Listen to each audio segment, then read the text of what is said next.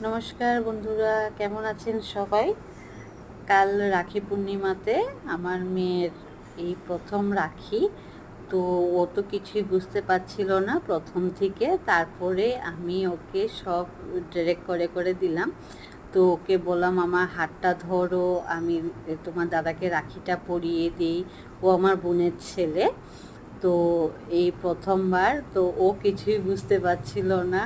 তো আমি সব ওকে দেখাচ্ছিলাম, আর ও খুব ভীষণ খুশি ছিল। কেমন করে কি করতে হবে না করতে হবে এটা নিয়ে ভীষণ এক্সাইটেড ছিল। সো পরে যখন আমি সব করে করে দিচ্ছিলাম, তখন ও আমার হাত ধরে ধরেই করছে। আমি বলছিলাম যে এই যে নাও, দাদাকে ফুটা পাড়িয়ে দাও, চন্দনের ফুটা। তো ও ভীষণ লজ্জা পাচ্ছিল। তারপরে আমি বলার পরেও ফুটা টুটা পরিয়ে দিয়েছে।